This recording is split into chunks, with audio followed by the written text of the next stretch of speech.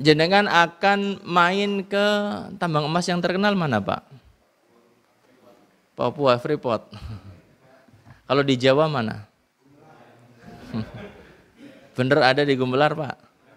Ada. Atau mungkin di mana namanya? Di Provinsi Banten ada namanya Cikotok ya? Pernah dengar? Hah? Masih.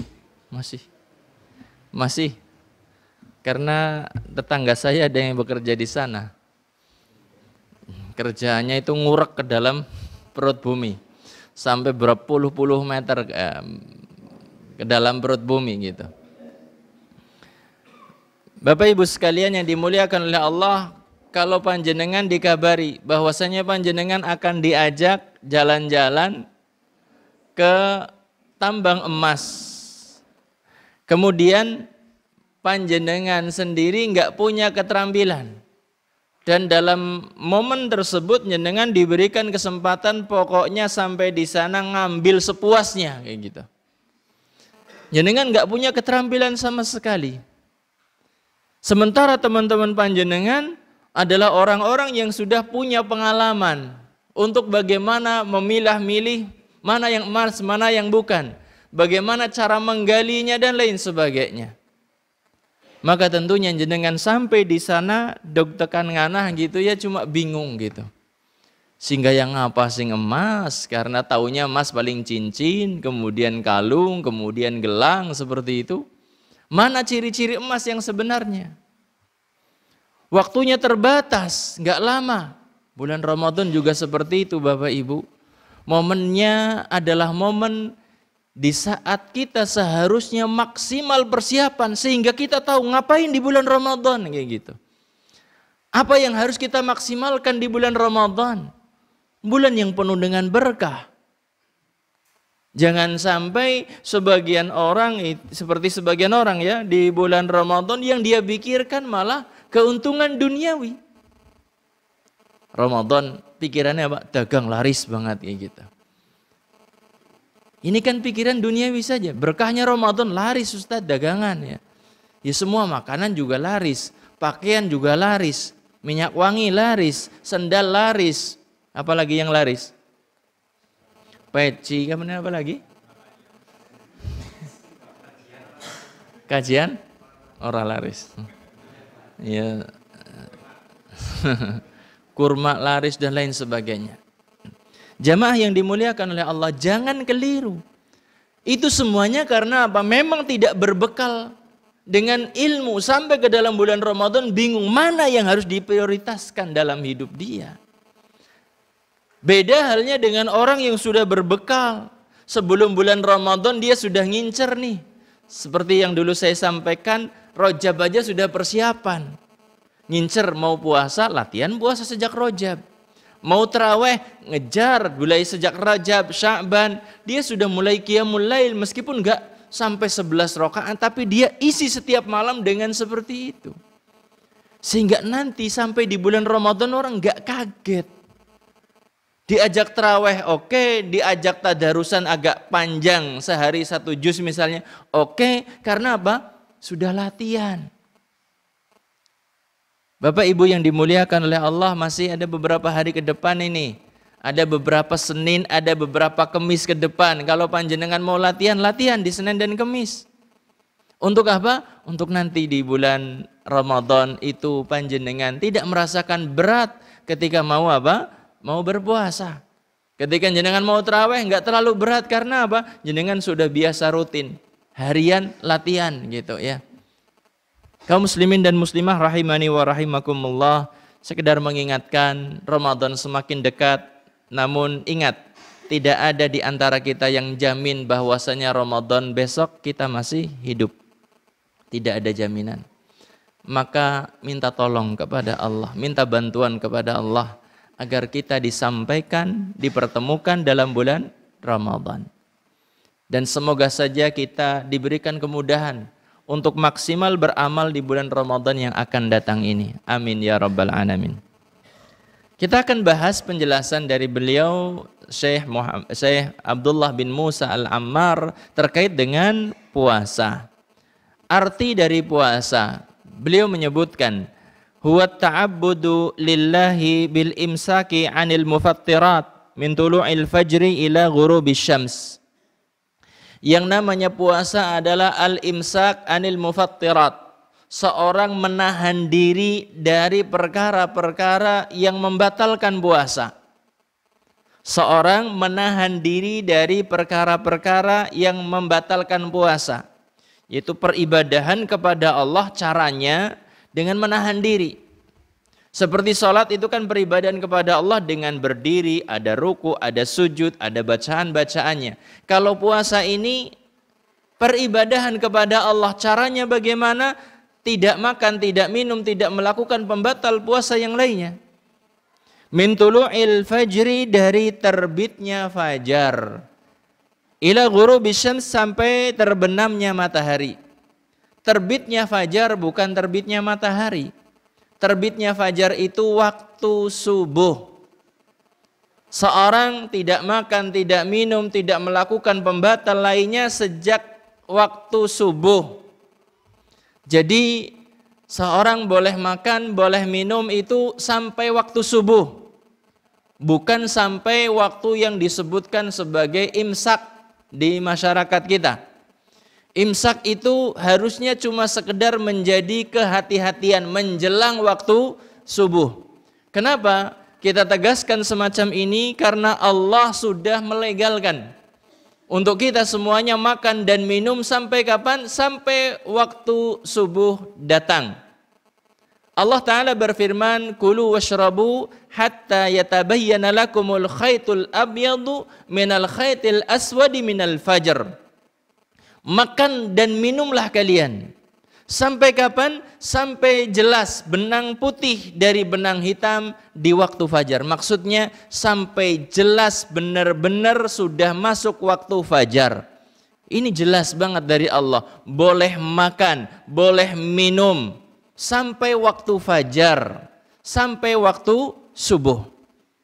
Jadi jangan sampai kita mengharamkan sesuatu yang Allah masih bolehkan. Jangan sampai kita mengatakan 10 menit sebelum subuh kita harus sudah berhenti makan dan minum. Tidak semacam itu. Allah saja membolehkan. Apakah Allah mengajarkan kepada kita kemudian untuk apa? Sembrono? Kan tidak. Kehati-hatian yang ikuti Allah, kehati-hatian yang ikuti Nabi SAW. Kalau mau berhenti makan minum sebelum waktu subuh, boleh silahkan. Tapi jangan sampai kemudian ini sudah nggak boleh makan, nggak boleh minum. Jangan sampai mengharamkan sesuatu yang Allah masih halalkan. Nabi SAW juga membolehkan. Idza adzana Bilal fakulu washrabu. Jika Bilal mengumandangkan adzan itu masih boleh makan dan minum, silahkan. Hatta yu'adzina ibnu Ummi Maktum, kata Nabi. Sampai Abdullah bin Ummi Maktum mengumandangkan adzan. Fa innahu rajulun a'ma. Sesungguhnya Abdullah bin Ummi Maktum ini adalah seorang yang buta. Dia tidak akan adzan hatta yuqalu asbahta asbahta. Sampai dikatakan kepadanya sudah subuh baru dia akan adzan. Jadi Nabi SAW membolehkan. Bilal itu adzan subuh yang awal sebelum masuknya waktu subuh. Kemudian yang kedua adzannya adalah Abdullah bin Ummi Maktum.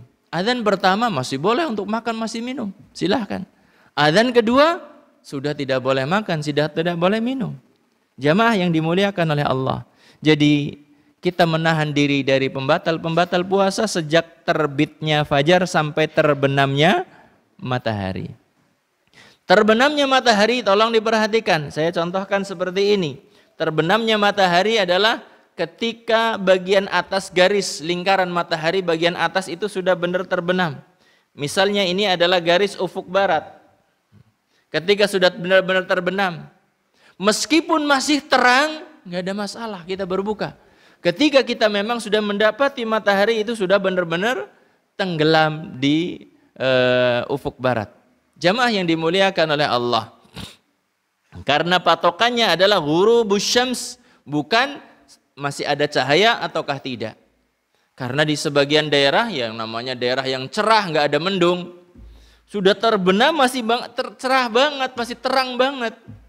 Sudah berbuka saja karena tandanya adalah apa tadi? Terbenamnya matahari, bukan gelap. Kadang-kadang di kita jam 5 aja sudah gelap. Seperti tadi jam 5 udah gelap. Karena hari-hari ini kita Masya Allah ya, cuaca sudah dingin tetapi ditambahi mendung gitu ya. Jamaah yang dimuliakan oleh Allah. Jadi sekali lagi sampai terbenamnya matahari. Kita lanjutkan. Beliau menyebutkan anwa'uhu, macam-macam puasa. As-saumu naw'ani. Puasa itu ada dua macam. Puasa ada dua macam. As-saumul wajibu wa saumun nafl. Yang pertama puasa wajib dan yang kedua puasa sunnah. Ingat, puasa itu terbagi kepada dua. Ada puasa wajib, ada puasa sunnah. Kemudian beliau menjelaskan wasaumul wajib huwa naw'ani. Puasa wajib juga terbagi kepada dua. Puasa wajib terbagi kepada dua. Wajibun bi asli syar'i wa huwa shaumu syahri Ramadan al-mubarak wa siyamul kafarah. Yang pertama adalah puasa wajib yang hukumnya wajib dengan dasar syariat, yaitu puasa Ramadan dan puasa untuk kafarah, puasa untuk tebusan. Puasa Ramadan kita sudah kenal, kewajibannya sudah ma'ruf di antara kaum muslimin semuanya.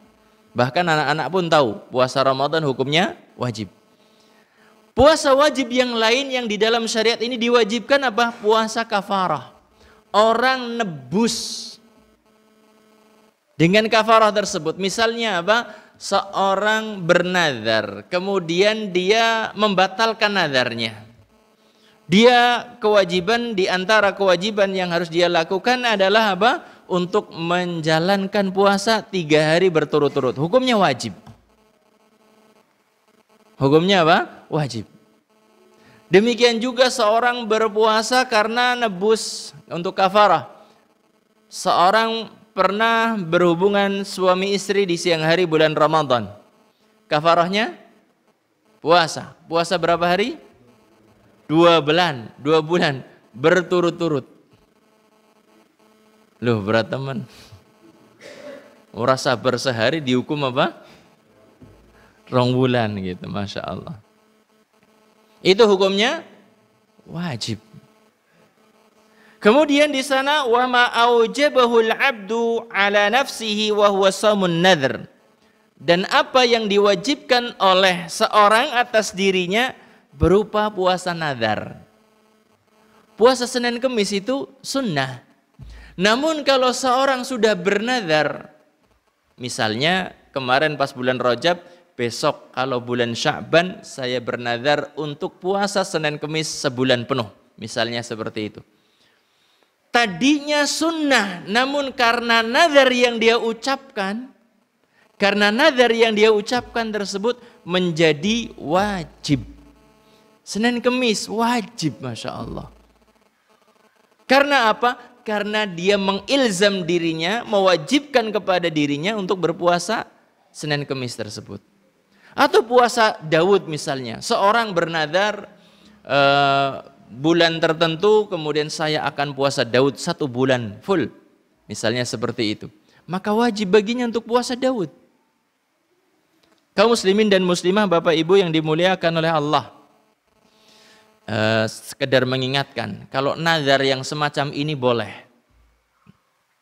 Seorang bernazar di bulan Rajab kemarin, nazar besok masuk bulan Sya'ban saya akan puasa, saya nazar untuk puasa Senin Kemis di bulan Sya'ban, seperti itu. Nazar yang semacam ini boleh, nggak ada masalah. Namun yang masalah itu nazar yang banyak dilakukan oleh kita. Nazarnya itu pengen sesuatu kemudian nazar kayak gitu. Ngesuk naik kelaksanan, anakku jadi PNS, anakku jadi polisi, Arab apa? Nyembelih sapi umpamanya. Misalnya seperti itu. Seorang bernadar. Ini adalah sesuatu yang hukumnya makruh. Kenapa? Karena hakikatnya orang ini adalah orang yang pelit. Orang yang nadarnya muqayyad, kalau dikasih sesuatu sama Allah bakal ngasih, gitu istilahnya kan. Melakukan sesuatu itu karena dia dapatkan sesuatu dari Allah. Ini adalah orang yang pelit. Maka beda antara nadar yang mutlak tadi, yang pertama, masuk bulan Sya'ban, saya mau puasa Senin Kamis, bagus, gak ada masalah. Tapi kalau dia mengatakan, ketika Allah ngasih saya sesuatu, saya akan melakukan ini itu, gitu ya, ini makruh hukumnya. Tapi kalau sudah terucap, wajib dilaksanakan. Kalau sudah terucap, wajib dilaksanakan. Membatalkan harus bayar kafarah. Jemaah sekalian yang dimuliakan oleh Allah. Jadi kita urutkan lagi, puasa itu terbagi kepada dua. Ada wajib, ada sunnah. Puasa wajib itu ada dua. Wajib melalui dalil syar'i, puasa Ramadan, puasa kafarah. Ada puasa yang diwajibkan oleh seorang atas dirinya berupa puasa nazar. Kita lanjutkan. Shaumu Ramadan, puasa Ramadan. Hukmuhu, hukum berpuasa Ramadan. Shaumu Ramadan huwa ruknur rabi' min arkanil Islam al-khamsah. Puasa Ramadan itu merupakan rukun yang keempat dari rukun Islam yang jumlahnya itu ada 5. Jidat, rolat, lukat, patso, maji, gitu kan. Urutannya seperti itu. Jidat, siji, syahadat. Rolat, yang kedua salat. Lukat, yang ketelu zakat. Patso, puasa. Maji, 5, haji. Urutannya seperti itu jemaah. Jadi ini merupakan rukun Islam. Dalla ala wujubihi qauluhu ta'ala. Yang menunjukkan atas wajibnya puasa Ramadan adalah firman Allah Ta'ala, ya ayyuhalladzina amanu kutiba alaikumus siyam. Wahai orang-orang yang beriman, telah diwajibkan atas kalian untuk berpuasa. Di sini di dalam surat Al-Baqarah 183, ayat yang sebentar lagi panjenengan akan dengar di kultum tarawih, di kultum subuh, di khutbah Jumat, pengajian Ramadan, di televisi-televisi, ustadz-ustadz di radio akan menyampaikan ayat ini terus. Mungkin jenengan dengarnya sampai puluhan kali. Wahai orang-orang yang beriman, telah diwajibkan atas kalian untuk berpuasa. Yaitu yang dimaksudkan adalah puasa Ramadan. Nabi SAW juga menyebutkan bunyal Islamu ala khamsin. Islam dibangun di atas 5 perkara. Disebutkan diantaranya wasaumi Ramadan. Beliau menyebutkan yaitu diantaranya puasa Ramadan. Kaum muslimin dan muslimah, Bapak Ibu sekalian rahimani wa rahimakumullah. Kita lanjutkan pembahasan kita setelahnya. Setelah kita tadi mengetahui puasa Ramadan hukumnya adalah wajib dan itu merupakan rukun Islam yang keempat. Kita lanjutkan pembahasan tentang syarat wajibnya puasa. Pembahasan kita tentang apa? Syarat wajibnya puasa. Beliau menyebutkan wa yushtaratu liwujubi shaumi Ramadan. Disyariatkan atau disyaratkan wajibnya puasa Ramadan itu adalah berikut ini. Awalan al-Islam, yang pertama beragama Islam. Syarat wajibnya puasa Ramadan adalah beragama Islam. Fala yajibu 'alal kafir, maka tidak ada kewajiban puasa atas orang-orang kafir. Orang kafir tidak terkena kewajiban berpuasa. Bimakna, apa makna penjelasan ini? Annahu la yutalab biqada'ihi idza aslama. Ketika ada orang kafir masuk Islam, maka dia tidak diminta untuk mengqadha tahun-tahun Ramadan di tahun-tahun yang lalu yang dia tinggalkan. Jadi misalnya ada orang 20 tahun dia masuk Islam. Secara otomatis dia itu kan dewasa, ya standar kebanyakan 15 tahun lah. Berarti 5 kali Ramadan gitu ya dia tinggalkan. Dia sudah dewasa di saat itu. Ketika dia bersyahadat, dia itu tidak tertuntut untuk mengqadha puasa tahun-tahun yang lalu. Dari dia dewasa sampai dia berislam. Tidak ada kewajiban. Karena di saat 15 tahun sampai 20 tahun, dia itu masih kondisinya kafir. Belum berislam. Tidak ada kewajiban berpuasa. Wala yasihu minhu law shama hala kufrihi. Dan tidak sah kalau ada orang kafir ikut-ikutan puasa gitu ya. Ikut-ikutan puasa mungkin karena teman-temannya dekat, orang-orang dekat dengannya itu banyak pada puasa, melu sahur, melu buka bareng gitu kan. Ya kadang-kadang kita dengar ada seperti itu. Sebagian orang ikut apa? Ikut siangnya nggak makan. Katanya mereka ikut puasa. Kalau orang kafir ikut puasa tidak sah hukumnya. Ini syarat yang pertama, yaitu beragama apa tadi? Islam. Yang kedua, thaniyan al-bulugh. Yang kedua adalah dewasa, sudah balik. Sudah balik. Fala yajibu 'alas saghiri, maka tidak ada kewajiban atas seorang yang belum balik. Tidak ada kewajiban atas anak kecil. Walakinnahu yu'maru bihi liya'tadahu idza kana yutiquhu. Akan tetapi anak kecil itu diperintah untuk mengerjakan puasa agar terbiasa dengan ibadah puasa ini.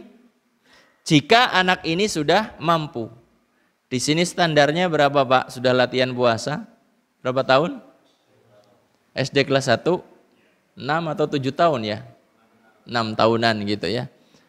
Ini adalah diperintahkan. Meskipun belum wajib pada anak tersebut. Tetapi jika anak kita itu sudah mampu berpuasa, ajarkan untuk berpuasa. Berikan hadiah, berikan dukungan. Nek tutup puasa nek ngesuk klambine anyar, sarunge anyar, celanane anyar. Mobilannya Pak, iya siap, mobilannya anyar, mobil remote. Umpamanya seperti itu, enggak ada masalah. Tak ajari ya Mas ya. Besok minta sama bapaknya seperti itu. Enggak masalah. Minta mainan, minta baju baru, enggak ada masalah. Tujuannya untuk apa? Penyemangat. Anak ini belum wajib, namun orang tuanya mendidik dengan kebiasaan yang baik. Membiasakan agar mereka nanti ketika sudah dewasa akan ringan baginya untuk menjalankan ibadah puasa. Namun sekali lagi jika anak itu sudah mampu. Kalau anak tersebut memang belum mampu, seperti mungkin ngalami udah jam berapa yang berat biasanya? Jam 11, jam 12 itu wis keringat dingin, ya sudah suruh apa? Suruh buka gitu, sudah suruh makan. Karena sudah keringat dingin kan berarti tanda suren gitu ya Pak. Tanda suren kalau sudah keringat dingin. Jangan dipaksakan. Tapi kalau seandainya memang nggak ada masalah, apalagi anak-anak itu ketika banyak temennya main-main, kemudian siang diatur istirahat dulu, kemudian nanti sore sebentar lagi ya orang tuanya mungkin ngajak beli jajan apa kayak gitu, insya Allah anak-anak itu akan terkondisi lebih kuat dari yang tua malahan. Jamaah yang dimuliakan oleh Allah, kita lanjutkan. Thalithan, syarat yang ketiga, al-aqlu, berakal. Fala yajibu ala majnunin, maka tidak ada kewajiban berpuasa atas orang yang gila. Majnun, orang yang gila itu tidak ada kewajiban berpuasa. Kenapa? Li'annahu la yudrik makna saum, karena orang yang gila itu nggak bisa memahami apa makna puasa. Ya mungkin saja ketika dibangunkan untuk sahur dia ikut sahur, kemudian pagi-pagi di sarapan gitu tanya-tanya. Karena apa? Karena nggak paham.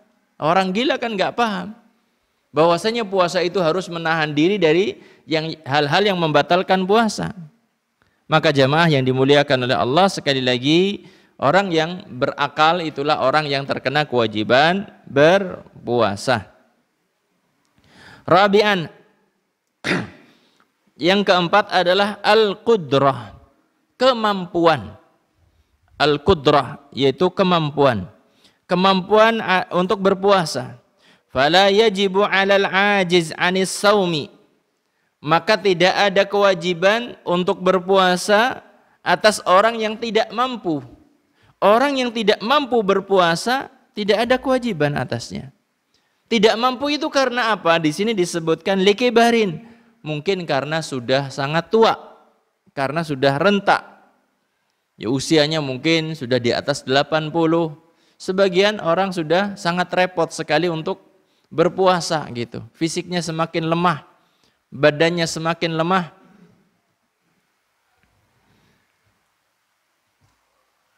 Aw maradin la yurja shifa'uhu, atau karena kondisi sakit yang sudah tidak diharapkan lagi kesembuhannya. Sakit berat dan hitung-hitungan manusia sudah tidak bisa sembuh lagi, sakitnya berat. Maka yang semacam ini boleh baginya untuk apa? Tidak berpuasa. Fayuftir wa yut'im an kulli yaumin miskina.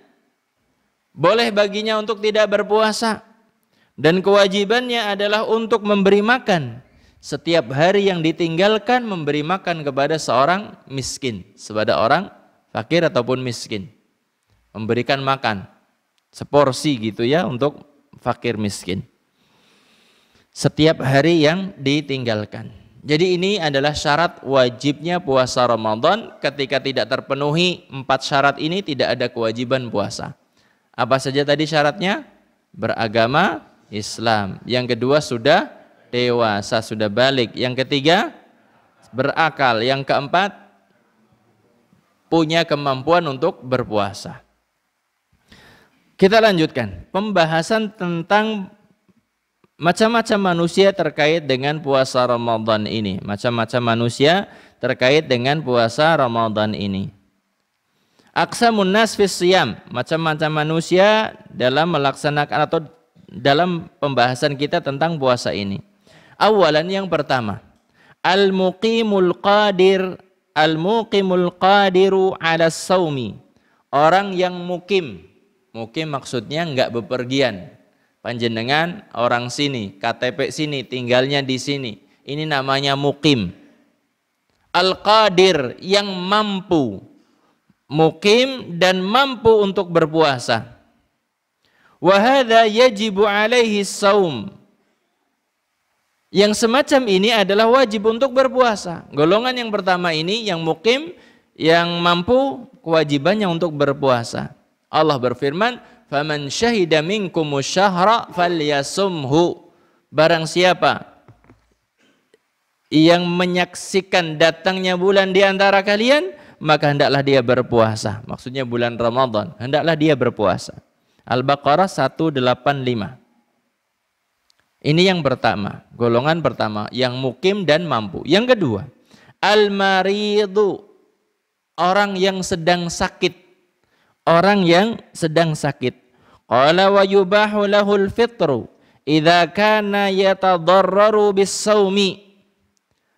Orang yang sakit itu boleh untuk tidak berpuasa jika puasa itu akan mengakibatkan orang tersebut terkena bahaya. Dia berpuasa nanti mengakibatkan sakitnya tambah parah atau sembuhnya tambah sulit, maka boleh baginya untuk tidak berpuasa. Wa yajibu alaihi al-qadha idza syufiya, dan wajib atasnya untuk mengqadha jika diberikan kesembuhan.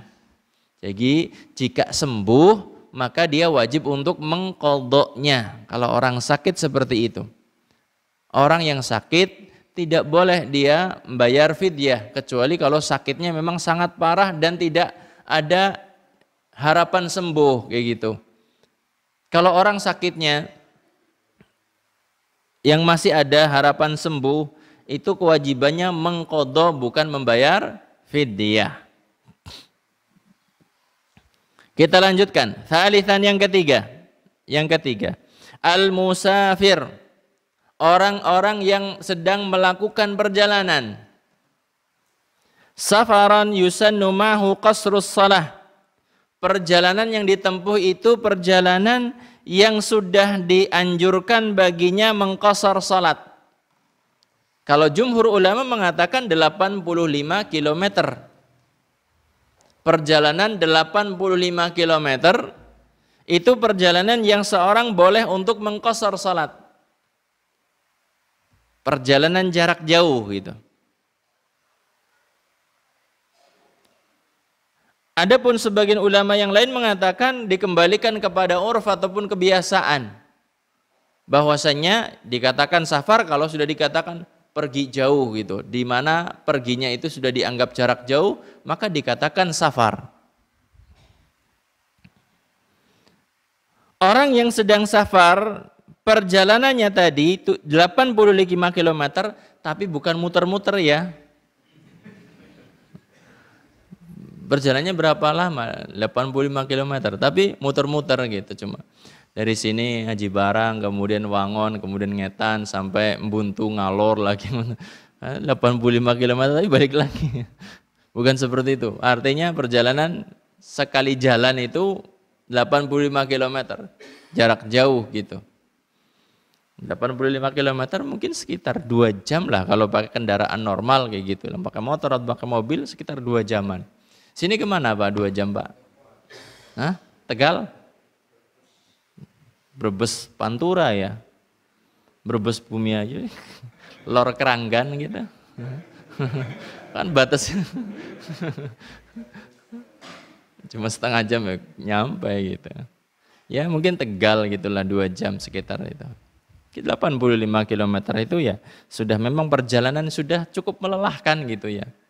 Motoran itu ya 2 jam itu ya istirahat dulu enaknya, kalau dipaksakan ya mandan gimana gitu, rasanya sudah nggak konsentrasi gitu.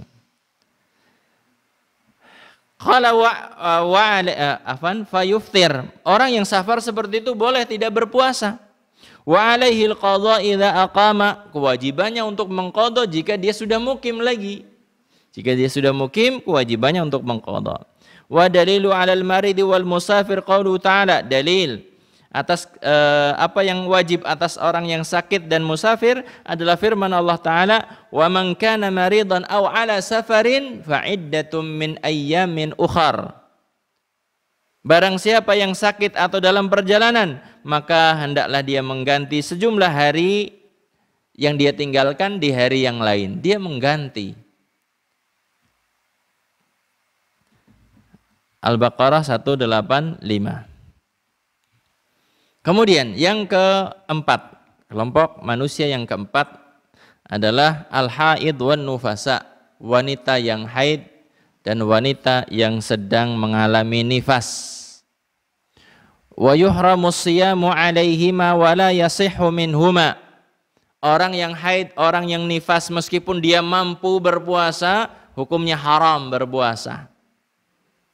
Dan tidak sah kalau maksain diri. Aku bebal lah nyaur ngesuk puasanya siki baik gitu ya. Jangan maksain seperti nggak boleh. Meskipun ya saya mampu, misalnya mengatakan nggak boleh.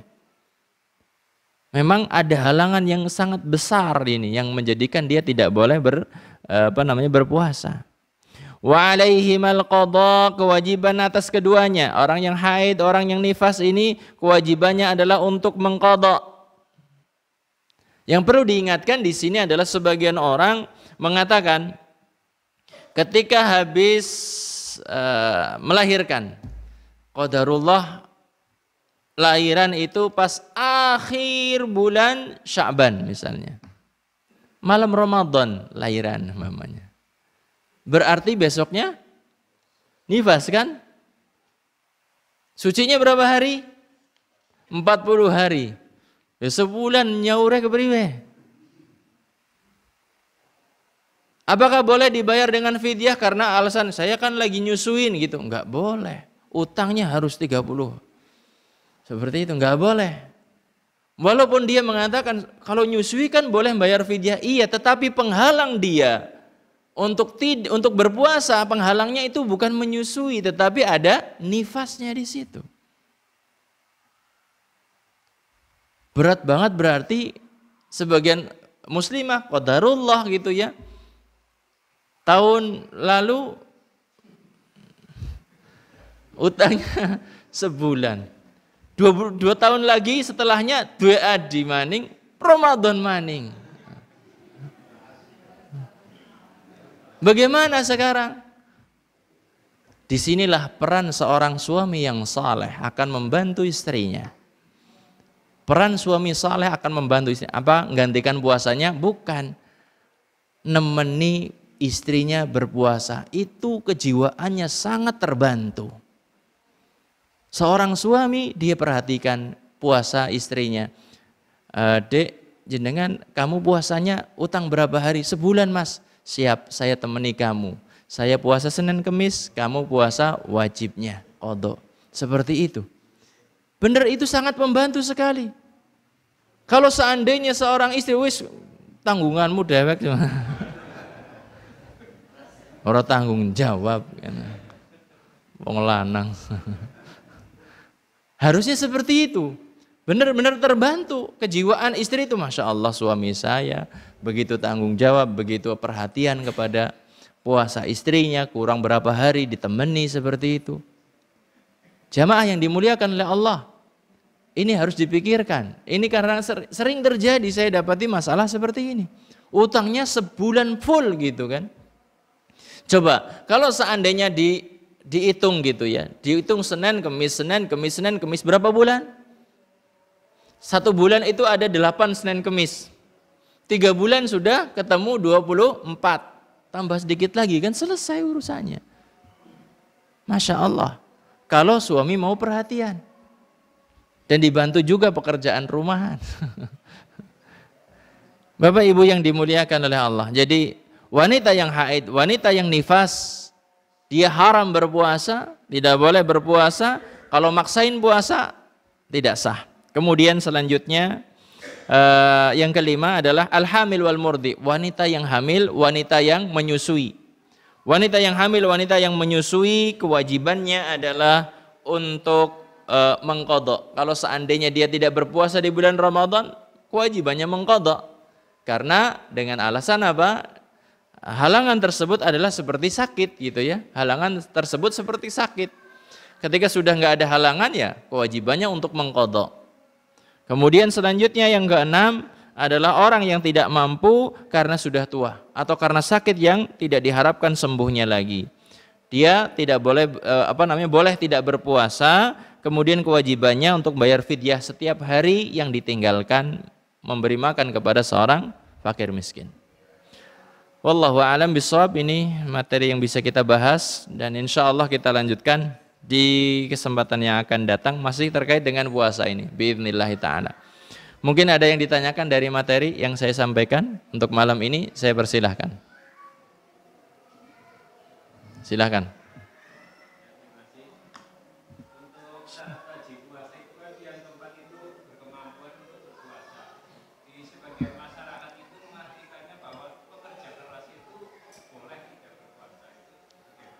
Tidak dibenarkan, tidak dibenarkan. Pekerja keras, kemudian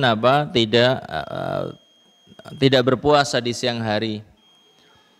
Lalu bagaimana kapan dia akan berpuasa? Enggak akan berpuasa selamanya karena bekerja keras terus. Ya pekerjaannya keras terus kok. Penambang batu misalnya gitu kan. Yang tukang belah batu besar gitu kan, pekerjaan yang berat banget. Becak itu kan berat banget. Becak apalagi ditanjakan terus gitu. Maka tidak boleh, tidak ada udzur karena pekerjaan berat. Kalau seandainya dia benar-benar mau jadi hamba Allah, dia tinggalkan sebentar 1 bulan. Apakah kemudian dia tidak bisa makan karena tidak bekerja gitu? Ada rezeki Allah yang lain. Wallahu a'lam bishawab. Ini bukan udzur. Udzur sing digawe-gawe gitu ya. Wallahu a'lam bishawab. Yang lain mungkin masih ada pertanyaan?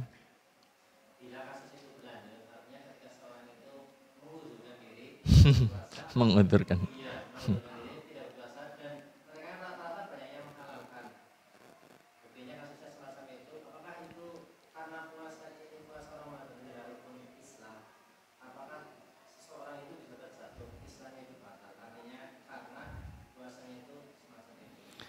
Kalau meremehkan syariat Islam, meremehkan rukun Islam, ini sangat berbahaya bagi keislamannya. Sangat berbahaya bagi keislamannya. Lah, puasa tuh sing gelem umpamane kayak gitu ya. Tanggapan seorang puasa tuh sing gelem kencotan, sing gelem ngelakan umpamanya kayak gitu. Ini ungkapan yang sangat berbahaya bagi keislaman seorang. Jadi ini karena ketidaktahuan. Wallahu a'lam bishawab. Yang lain mungkin masih ada pertanyaan lagi? Yeah.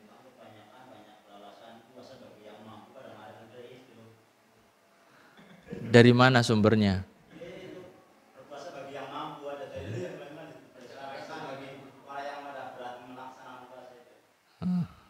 Yang di dalam surat Al-Baqarah.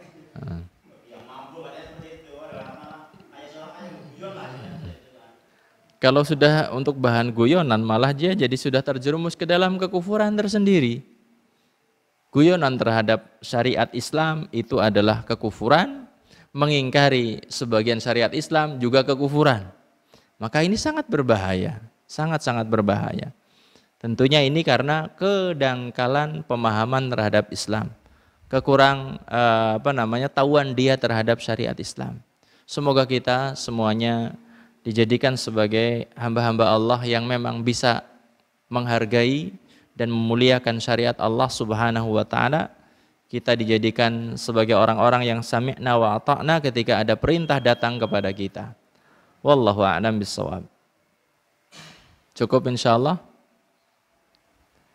Kita cukupkan dulu. Bismillah. Insyaallah kita lanjutkan pembahasan tentang terkait puasa ini di majelis yang akan datang bismillah taala.